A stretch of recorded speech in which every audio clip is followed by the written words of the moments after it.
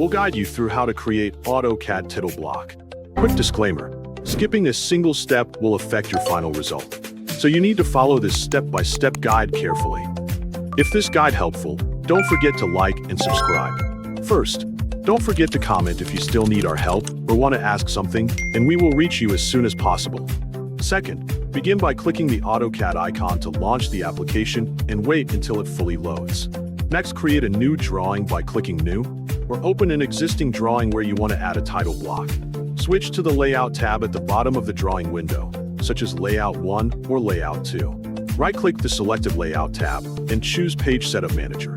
Click Modify to configure the page settings. Select your preferred printer or plotter, choose the correct paper size, and set the desired plot orientation.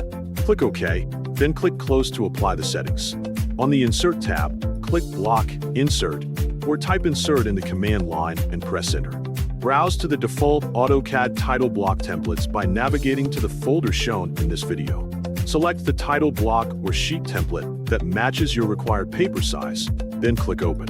In the Insert dialog box, keep the default insertion settings or specify an insertion point if needed, then click OK. Click in the layout to place the title block. If the title block is not positioned correctly, type Move in the command line and press Enter.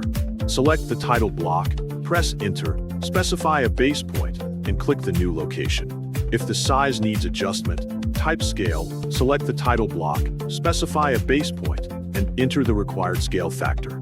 If the title block has editable attributes, enter details such as the drawing title, project name, drawing number, company name, author, date, and revision. Click OK to save the information. Adjust the drawing view using the Viewport, Zoom, and Pan command. Finally, review the layout to ensure the title block is positioned correctly.